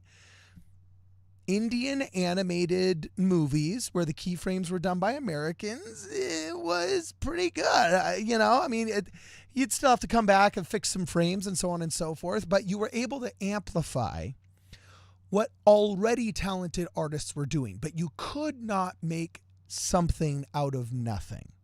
You could make more of something out of an already existing something, but outsourcing didn't allow you to make something out of nothing. So now AI is doing that faster, okay, but at the end of the day, it's not, nor will it ever be able to do anything other than the models it is trained on. And I prefer calling it machine learning right now. With that said, there's a really cool conspiracy episode that I have coming up about how it actually could become self-aware, and how it, the guy that did the game theory of if you were to take over the world, what would you do? And if you ever heard AI's answer of how it would take over the world, it's worse than Terminator 2. So we'll I do give a caveat in case we end up having to go full James Cameron on everybody, you know what I'm saying? But I think, I guess I don't fear it because I feel like it already happened, and outsourcing already happened. So when LDS Response says, seems like technology is necessary for us to literally get into every corner of the earth, that makes sense to me because I see it happening on our Discord as well. Like, we are reaching in the Ward Radio Discord people that are untouchable by traditional church proselyting and media mission efforts. Okay, like there's guys that, for example, I was meeting with the missionaries. I saw them in the bus station once on my way to work. I even got 2 or 3 discussions deep, but then my work shift changed and now I work the night shift at my hospital, and I'd love to meet with the missionaries, but they're 9 to 5ers and I'm literally a 5 to 9er. And so I had to stop going to church. I had to stop taking the missionary discussions. And I'm never awake when they're awake. My life completely changed. That same guy was able to come on our Discord and begin talking with people in America while he was down in New Zealand, on his lunch break. Well, I did have a question about Joseph Smith. How could this be real? Like, during his breaks, he was just reading nothing but anti-Mormon stuff, and it was affecting his testimony, his desire to continue with the church. But then he stumbles upon our videos. We have a Discord, goes in and talks with some of our members on the Discord. And before you know it, he's like, oh my gosh, all of these doubts that I had are completely resolved. Now I've got a group of people that are members of the church that I'm friends with, and I trust them. And there's no way the regular New Zealand mission could have touched that person. In fact, it already failed at providing for that person. Well, it's nobody's fault. The guy's work schedule changed, but our Discord was able to touch that person positively in a way that no other missionary effort could. He ended up getting baptized. I think his girlfriend got baptized, and they're like married now. And it's just like a beautiful family that's in the gospel because of technology augmenting how people come together. And the Church of Jesus Christ of Latter-day Saints, nobody does community better. So that's why I think we're going to be the winner of the AI revolution, is because AI can be used to help generate community. And while consumerism uses AI to create money based off of establishing want and separating people, our church will be one of the only institutions authentically trying to bring people together. And that's an inherent craving. And just like you said, Alejandro, there was a highly motivated inherent craving that you said in your data made people want to come back. So we're the church of creation, fall, atonement. Who knows? Maybe just like millennials and Gen Xers were the bottom of the trough of fall, and now we're coming up on atonement. Bro, they definitely were. Yeah. Hey, what the heck? What? I'm in that generation. What the heck? Well, so am I, but 64% of millennials are inactive. Oh, okay. Ex-Mormon, millennials, and Gen Zers are the most annoying ex-Mormons out there. Oh, really? I find the Gen Xers. The Gen Xers are the worst. Some of them, they're a little like grumpy, but the millennials are like, I don't like the church because the bread isn't like gluten free. It's like, okay, 2 more super chats here. Danny, you got something to say, Thomas? Yeah, I was just gonna say really quick. It's like whether you like it or not, like people are getting their information from these models. Like if you have a question about Oh Joseph yeah. Smith, you have a question about the gospel. I mean, where do people go for information now? It's not typically a Google search anymore, Yeah, they and they're lost their position. They're no longer the top like this search is a engine. big deal because you go and you search. It's a little bit more level-headed of responses. You want to ask a legitimate question, like generally speaking, you'll get a pretty good response, right? Now, the AI is only as good as the data and the information that it's trained on. But I would just say like there's a lot of really good information out there, and it takes a little bit more of the nuances and the voices out of it, I feel like, and makes it just a little bit more of a level playing field for people to actually like have legitimate questions. And like, look, we have legitimate answers to a lot of these questions, and a lot of members or a lot of people that leave the church, it's just because they don't have access to the right information or they're too lazy to go find the information. Well, now if you just go and you can be lazy now and you can still be one of those lazy learners as long as you just do a search on ChatGPT or something, and you'll actually find way better answer than just going on to Google search and then pulling up Reddit. You know what I mean? Like you're gonna find way better information and content. I'm not saying it's always great, right? Just because, there's misinformation out there still. But I just think that it's way more level of a playing field. Okay, that's interesting. So, um, that seems to be mirrored. That thought seems to be mirrored by a lot of people. And I didn't know this stat. Alejandro, you said that ChatGPT just surpassed Google as the biggest search engine? So Google, they have like 90% of the search traffic, right? Like as a search engine. They've now dipped below 90%. And Google is freaking out, right? Like and there's certain ways that they're trying to like salvage that. So for example, on your iPhone, like if you open up Safari and start typing, um Google will actually give you recommendations about what you're trying to search for. Well, people don't do that anymore. They just go to chat and they say, "Oh, I'm looking for XYZ," and then chat will give them the response. Or there's even a plugin for Chrome where you can just use Perplexity or chat as your search engine. And I mean, it's a much better search engine because you don't have to open up every single tab and read everything. Like chat just summarizes it all for you.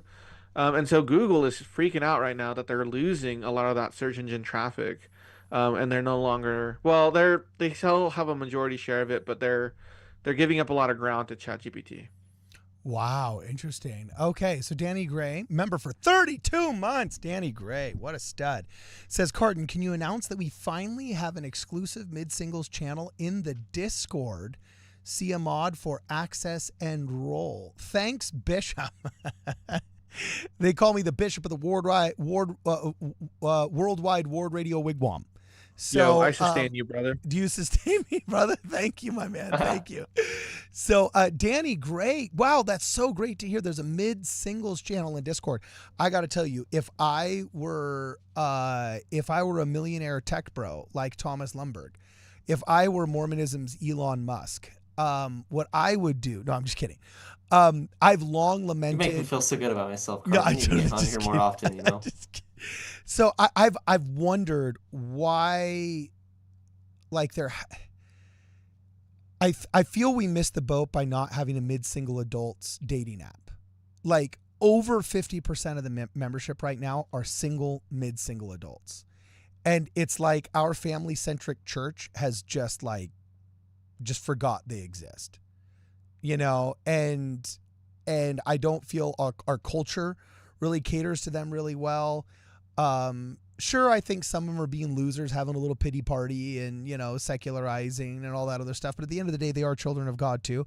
And we have to call a spade a spade. And our system is not very well designed for people that aren't actively in the pipeline of being young single adults about to be married, young families that are married, or young families with children now in primary, or helping with the soon to be young single adults. We are very family centric, and in that culture it's easy when you're so focused on your families and helping other families to lose track of some of the singles, especially the mid-single adults, right? Totally. So I've always thought, man, if there were a service that I could perform, having a faithful mid-single adults dating app would be amazing, because if not, you're forced to go to Tinder, which is, I mean, our society has just completely lost the moral rectitude of women, and Tinder's a cesspool, you know, and it's hookup culture. It comes with its own baggage and so on and so forth. Some of the other dating apps are just cringe, or it's hard to filter for people that have your same values, right? So I thought we've missed the boat by not having a mid-single adult dating app. And so if I had the money, dude, I would totally invest in that. But anyway, I'm glad to hear, though, that in Discord, we actually have a mid-singles channel, at least. That's awesome. And it wasn't designed to be a dating app, but I have heard some success stories come out of our Discord, which I find very, very, what's called, gives you heart, gives you, very encouraging. That's the word I was looking for. Yeah, they have like a mutual interest, right? Yeah, exactly. That's Exactly. And, that's the word I was looking for earlier too. Spontaneous engagement. The Church of Jesus Christ of Latter-day Saints, by meeting in person, fosters all kinds of spontaneous engagements between two human beings, which is how like friendships are formed and how relationships are formed. And that is worth preserving at all costs, especially in a digital era. So anyway, thank you, Danny Gray, for the super chat. And Ziathon, thank you for the super chat as well. Says, dude, made a whole vid on my AI. I'm a Mormon vids. Okay, I think something got misspelled in his super chat, but I do recognize Ziathon. He's been making some funny, humorous AI videos on Twitter. I actually responded to one of them and made a video on them about niceness culture, where he just like made fun of people to get railroaded by wokeism and then refused to fight back because that's not nice. And it was so funny. And even though it was AI and it was obviously AI, you could almost hear the voice of like 40% of your ward in the video. And it was amazing. If you haven't seen that video yet, it came out about last week. I totally recommend you guys go back and rewatch that. That was great. So thank you very much, Ziathon.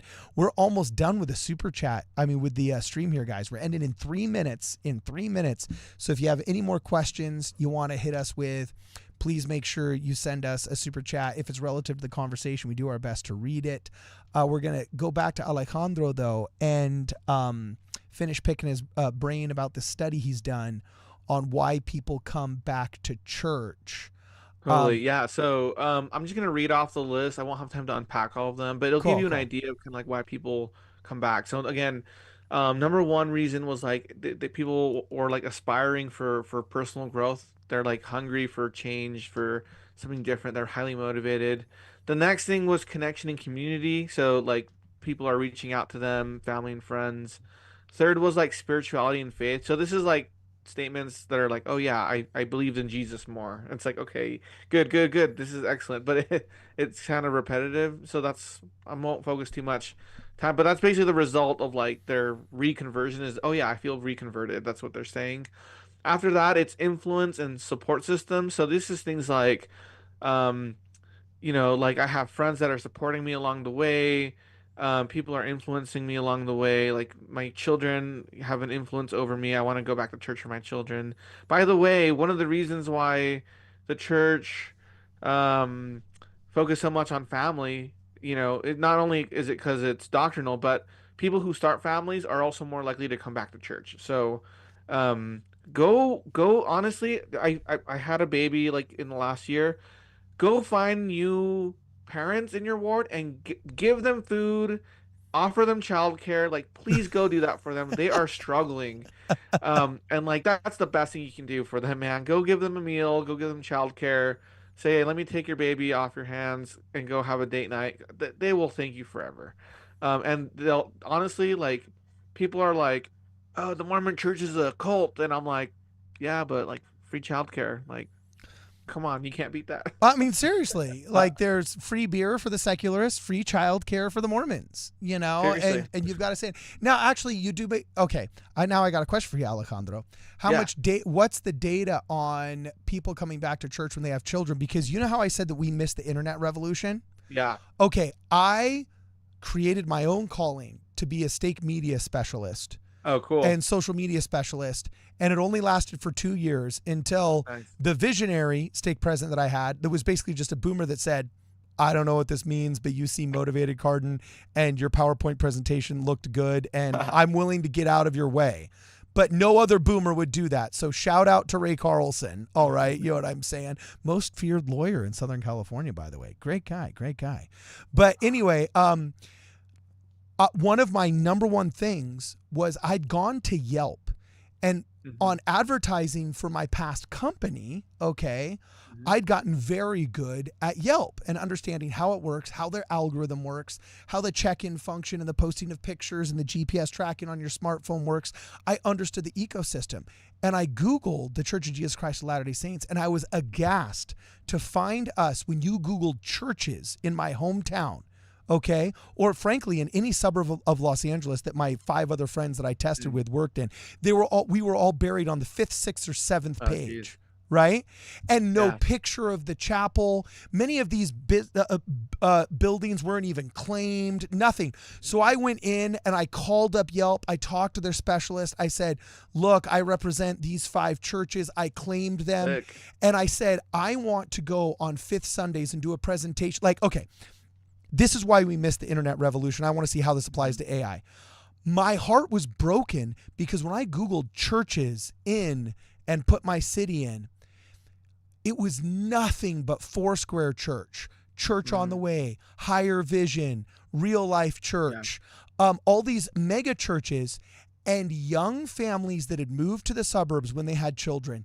And you would hear their reviews. And the number one church in my hometown only had like 14 reviews. But it was the number one church with 1 million check-ins. And actually, no, it didn't have 14. It had like 50 reviews, if I remember correctly. And it was all stories like this. Oh, when I married my husband, we both hadn't gone to church for a decade, but when we had children, we realized that we really should be going. So we tried 5 or 6 other churches, but this church had a women's group that I could go jogging with on occasion. And my husband liked the men's group, and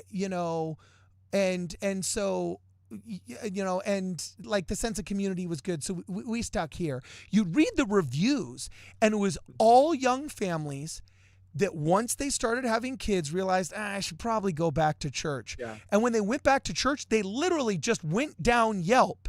And then the first church that established any kind of community and stability in their lives, they stuck with. These people weren't going with the Presbyterians because they were super stoked on the hypostatic union.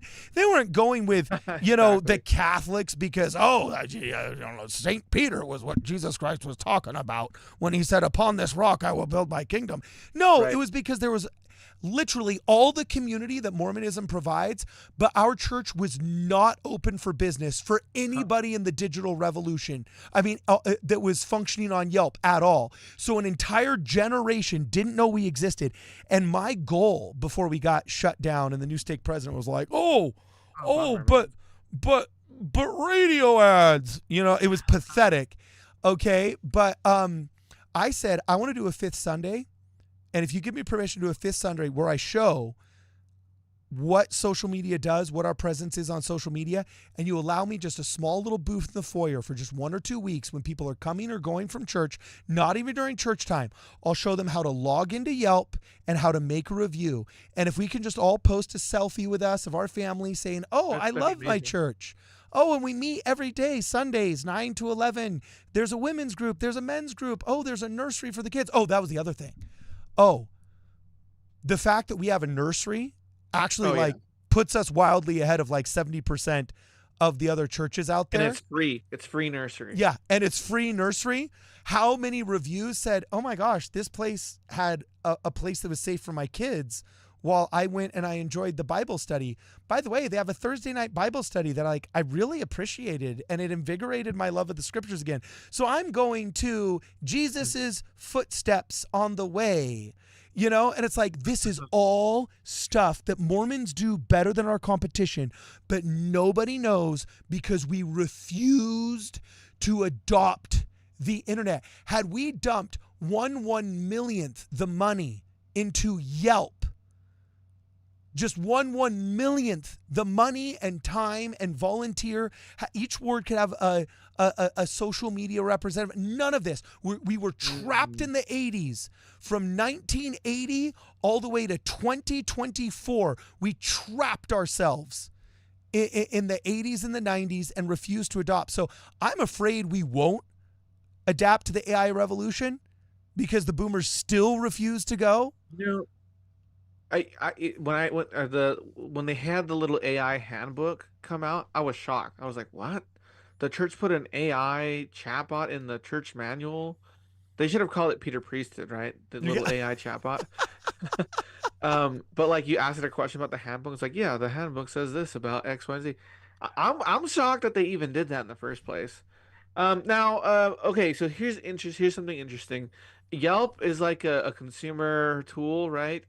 I don't know specifically about like consumer tools, but social media in general, we're dealing with data sets like our nationally representative data sets, other data sets with adolescents in like California, Arizona, and I think Colorado. And one of the most interesting things that continually blows my mind is adolescents anyway. So we study youth mostly, and then some adults. But among the adults and the youth that we've studied, most of them, at least, we have like a huge sample size, like thousands of kids of youth. Okay, most of them are like, oh yeah, I don't use social media that often. Which is, again, I don't know. I have no explanation for why that's the case. There are thousands of millions of teens addicted to social media, and I'm sure like podcasts like this one and other channels and content creators are reaching people. But I think what I can say is even the people who left religion, some of them did say like, oh yeah, like the doctrines didn't make sense or something, but but not the majority of them. That's the wild part. Like that was like maybe like third or fourth on the list. Like doctrinal questions are like kind of on the back burner for people. Really, like you're saying, it's like the human interaction. Like in the case of the people who left, it was like they felt that the church was harmful. I think in that particular case, that's like a cultural, like university, like woke culture type thing going on. For people who are coming back, community is like first and foremost for them. It's like they don't care about social media, they don't care about the harmful narratives. What they are caring about is people like reaching out to them. So dude, I don't know. And again, like the fact that the church has been so successful despite all that blows my mind. Like you can't pitch this to a marketing executive and get the funding. Like if you're like, hey, venture capitalist, I want to make a church that has no online presence, that doesn't maintain their Yelp reviews, and I want to dress boys up like IBM engineers. And I want them to knock on their door and ask them about Jesus. You want to like fund us? And they'll be like, heck no, bro. Like get out of here. But despite all that, we're still like the most successful church. So maybe God just is like patting us on the head and being like, you guys are trying, but you guys are kind of like, well, so Thomas, behind.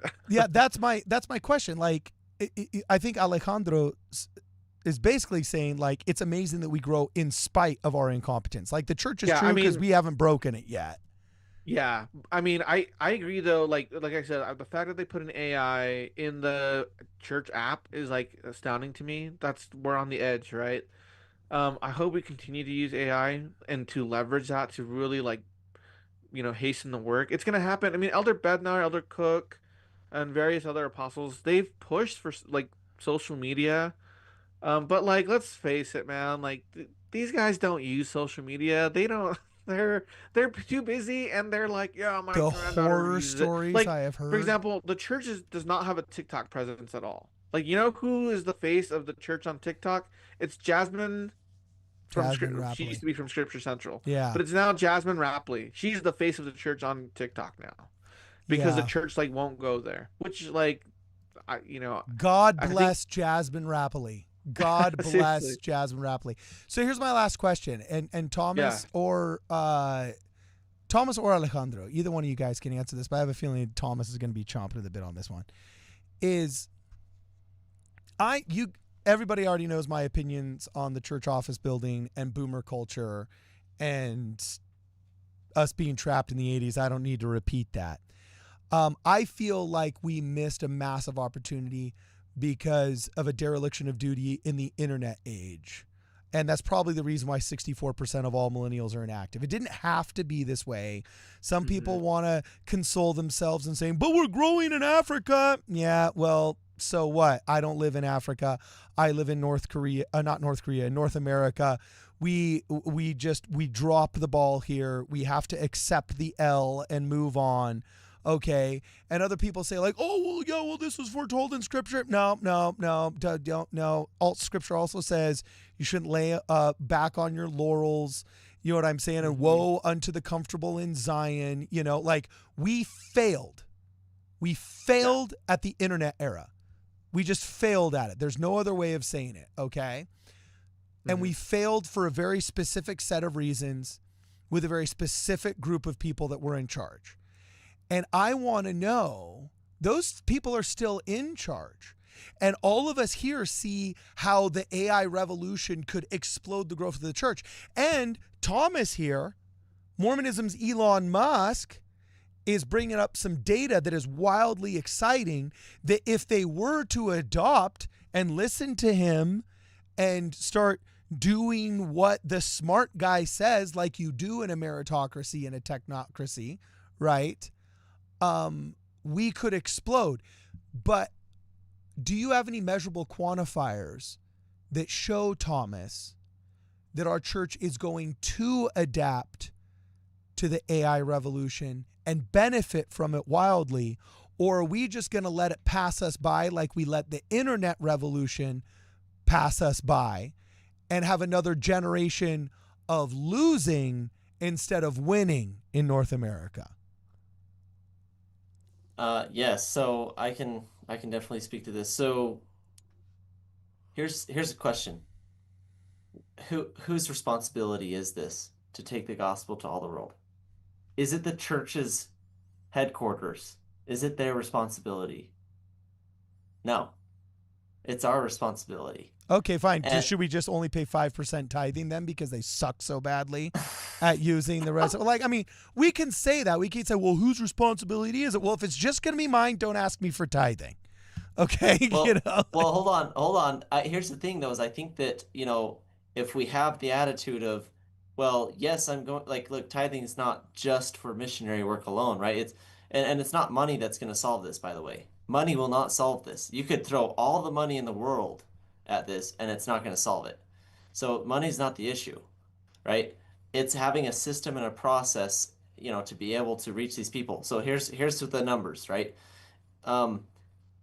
Through like social media and outreach and ads and stuff, you would be shocked, Cardin. You would be shocked. Maybe we can talk later, but some information that I probably just can't share.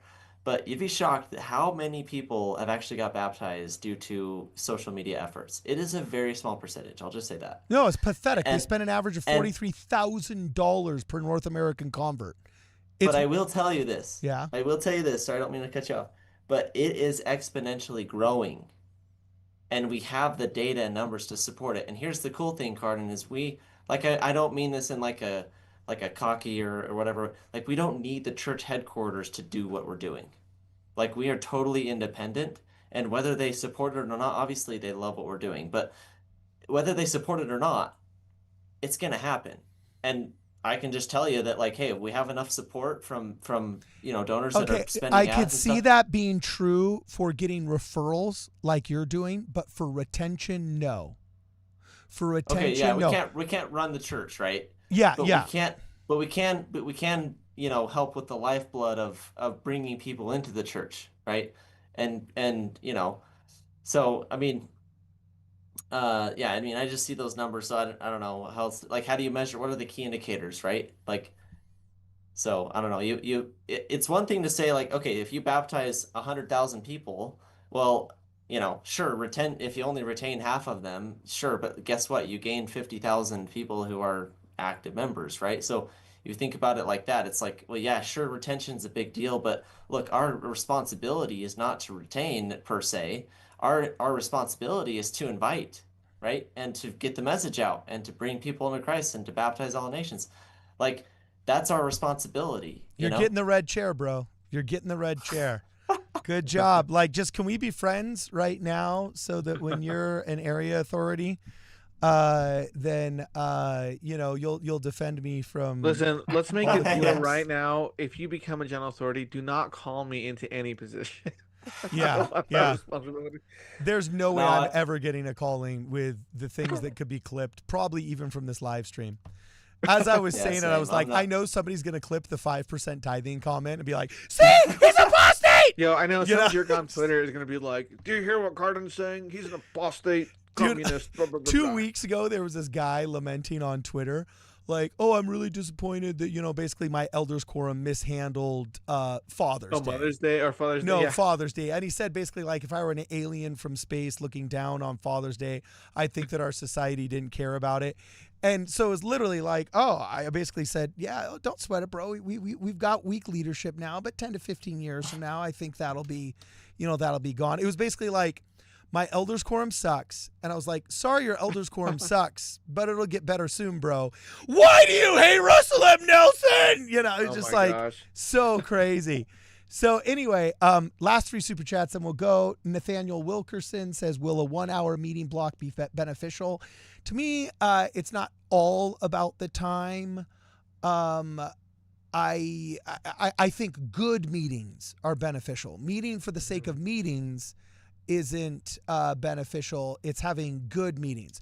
So is one 90-minute meeting good? Yeah, I'll tell you right now, I miss 3-hour church because I think a lot more got done. There was more chances for spontaneous interaction, and there was more chances for good, holy, righteous, and interested people to serve their fellow man, check in with people with their home teachees, and all of that, because you had 3 different times when the congregation was just kind of freelancing in the halls.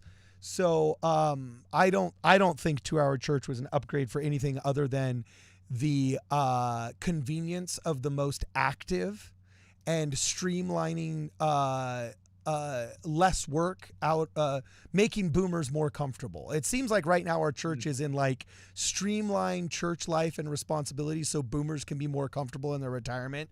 And it's not about building the kingdom. It's pathetic, actually. So I hope someday people take their religion more seriously, and maybe once all the boomers are gone, we can just build from the ashes. But anyway, I'm more of like a financial guy. You know what? I thought that was a genius move, actually, in my mind, because then you can allocate those funds towards temples. And at the time, in my where I served my mission, we had a lot of people that couldn't go to the temple because, anyways, long story short, they just couldn't because of immigration and regulations and stuff.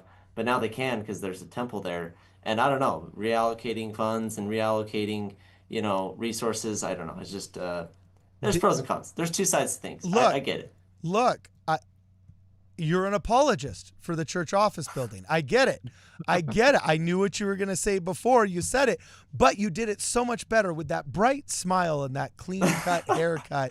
So yes, this is why you're going to be stake president. So, Cardin, to your point, when we sent our paper to the publisher, right, about people leaving, we when we do this analysis, we have to provide a theory that's kind of like a requirement. Like, what's your theory for deconversion? Blah blah blah. So we had to like put on our philosopher hats and like kind of come up with a theory. And what we came up with was like in the past, like in the early days of the church, people were concerned about like, is the church true? And then like a little later, like maybe like 80s and 90s, early 2000s, people are now asking like, is the church good? Right? And you kind of get like that social justice bent of critique, right? Yeah. But now people are asking, is the church meaningful and relevant? Right? And I think, honestly, like, I think gone, like I think it was Elder Cook who said this, or maybe it was Bednar or Ballard, I can't remember. He says like, gone are the days where, if someone brings up an objection, you can just bear your testimony and like brush it off, right? It's like you now have to wrestle with these things. But I think if people truly like try to make church meaningful for them, like do something, like add a little tradition to going to church that makes it like meaningful and personal to you, whether that, like, for example, like one of the things I love about General Conference is like everyone does the cinnamon rolls, right? Like, yeah, my family's Mexican, so we do like al pastor instead, but like same idea, right? Yeah. Like you have this like this comfort food for General Conference, and it's like a tradition. It's like an unspoken rule. That's meaningful, and that brings families together. Even if like my brothers are less active, they're all active. But if I have family members that are less active, if I invite them over for carne asada on General Conference Day, they're like, yeah, we'll show up. We'll pull up. Um, I will move into your ward and go inactive any day of the week if I get carne asada out of it. All right. yeah, So you're invited to the next one, Cardin. You and your family. last three super chats right here. Nathaniel Wilkerson with another question says, is the LDS church outdated or behind the times? I would actually say no. Our church is never with the times. We are either 20 or 30 years ahead of the curve, or 20 or 30 years behind the curve. But we are never with it. All right? Like that. We are a peculiar people, and we are not with it. When Joseph Smith saw God, found out their creeds were an abomination, introduced just the gathering of Zion, we're not just Protestantism 2.0. This is like he changed the game with his doctrinal innovations, like years and years and years ahead of his time. When we printed the Book of Mormon on modular type, when we started Music in the Spoken Word is literally the longest running radio program in the world, because back when the rest of the world didn't even know what frequency modulation was, we were purchasing radio contracts before the FCC existed. The Mormon Church had radio programs. Dan Jones used press types that had only come out like eight months before he showed up in his mission in order to challenge pastors to debates in England. Joseph Smith baptizing freemen, black men, some escaped slaves from Missouri, or whatever the terminologies of the day were, right? Like socially, when his platform that he ran for president on was like the most progressive thing America had seen in 20 years. It was ahead of its time by decades, right? So we're either like way ahead of our times, all right, or we're still installing scratchy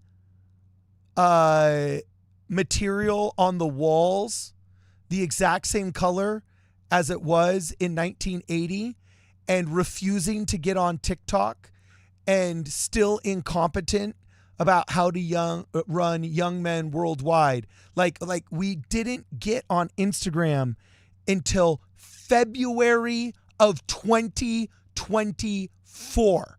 Oh. So like literally think about it. Like Instagram, I remember it came out 2007, 2008. We were 16 years late to the Instagram party. We were 16 years late to the Instagram party, 16 years ahead on radio, right? So it's just like, to answer your question, I don't know what to say, Nathaniel. Is LDS Church outdated? No, because God's never outdated. Atonement is never outdated. Go pound sand if you think that like Jesus is outdated, right? No. But is our culture behind the times? No, because there's some of it that is way ahead of the times. I'm going to tell you right now, in 2040, we're going to be so grateful we attended church in a digital era and had human-to-human interactions in a world that by and large didn't. The things we are doing right now will be understood as being ahead of their time. Like Gaudi said, the artist Gaudi, he said, the true originality is a return to one's origins. And the fact that we keep it human in the Church of Jesus Christ of Latter-day Saints makes us actually wildly ahead of our time in the AI revolution. So yeah, we're either 16 years ahead or 16 years behind, man, but we're never with the times. And then Daniel Johnson says, have you guys asked if AI can be the thing that confuses the elect? Joseph Smith translation, Matthew 1:22. Oh, do you think that? Okay. Yeah. Okay, I got something about this. This is psychology, like 301. Okay, because this is like higher level stuff. Okay. So, you guys need to read a book called "The Bonds That Set Us Free." It's by BYU professor, and his whole thing is about self-deception.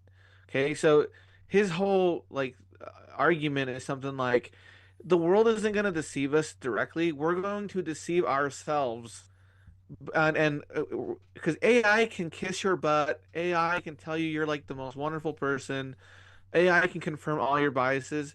AI will just reflect back to you what you put into it, and so AI will probably deceive you, but it's only going to be because you are this in the process of deceiving yourself. The people that I know who use AI the best, like best practices, they use AI to challenge their thinking and to like overcome blind spots. But the people who are like going into dark corners, they're the people who are just like succumbing to constant confirmation bias. And social media is AI. Like all the recommendations, the algorithm, it's AI. It's just you're just on the receiving end of it. And the AI algorithms, they're coming up with personal profiles of you that are fitted to get you to buy whatever, to click on whatever, and they're confirming all your biases and all your priors. Um, and so yeah, you're being deceived, and you're allowing you're that's the thing is you're selling them the data that they're using to deceive yourself. So I would say be cautious, and like you have to engage in discernment and like critical thought and try to really tune into the spirit because um the AI algorithm, it's powerful, and you have to be aware. So All right. So last super chat here before we go. I love this YouTube username. It's Nursery Leaders Unite! Exclamation mark. That is, if there ever were somebody that were prepared to lead the charge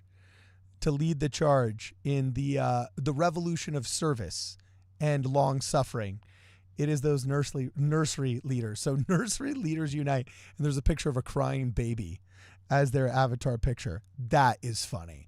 It says, ask not what your church can do for you, but what you can do for your church. That is such a nursery leader answer. Ask not what you can do for your church, but what your church can do for you, but what you can do for your church. Now, little Timmy, go remember that before you talk to your mom. You know what I'm saying? That was funny. That was funny. So thank you very much, everybody that hang out with us today. Court, welcome to Ward Radio Wigwam. Same with Josh Wood, Volleyball, Stephen Diamond, Kim Young, LDS Response, Danny Gray, Ziathon, Nathaniel, Daniel, and Nursery Leaders Unite for all your super chats. Before we go, one more time, Thomas, where can people find you and how can they help? Yeah, go to gatheringisrael.org. You can donate to the ads or donate towards our operations. And just stay in tune, keep in touch. All right, cool. Stay in tune, keep in touch, rock on. And my man, Alejandro, where can people find you? So I started a new channel called Rough Stone Trolling. Go click like and subscribe. I'm going to be keeping you all updated there. And then, of course, we have the most rambunctious Facebook group, Latter-day Lobsters. Go find us on Facebook. We're going to do like barbecues this summer and like some live events. So join us. We'd love to have you. All are welcomed. All right, rock on. And for us over here at Ward Radio, guys, don't forget we've got, oh my gosh, did we sell the last one today? Actually, I think there's like literally one left. We've got for sale the War in Heaven veteran hat, super popular, and they've gone fast. I think last live stream we had like 6 left, and I think maybe the second to last one just got bought today. So I think there's literally one more War in Heaven veteran hat that's left. If you guys want to purchase that, make sure you go to wardradio.com, or you can also buy a shirt. Our popular Ward Radio t-shirts are available now as well. If you're a person of means, saved it. If you're a person of means, please consider a generous contribution through Zelle or through Venmo. We are available on both of those platforms. Also, another way that people have been helping out recently, that's been super helpful, is purchasing items on the Amazon wish list. Cables are constantly breaking here. Weird gizmos and props that we use in different productions. All of those are available on our Ward Radio Amazon.com wish list, which is publicly available.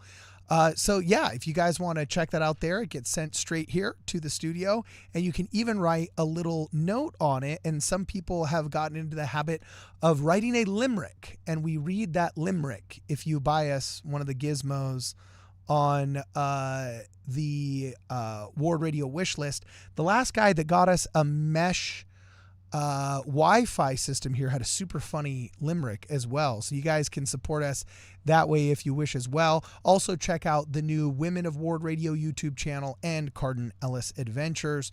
Those two YouTube channels have started. I believe links will be in the description as well. You two guys hang out for 30 seconds.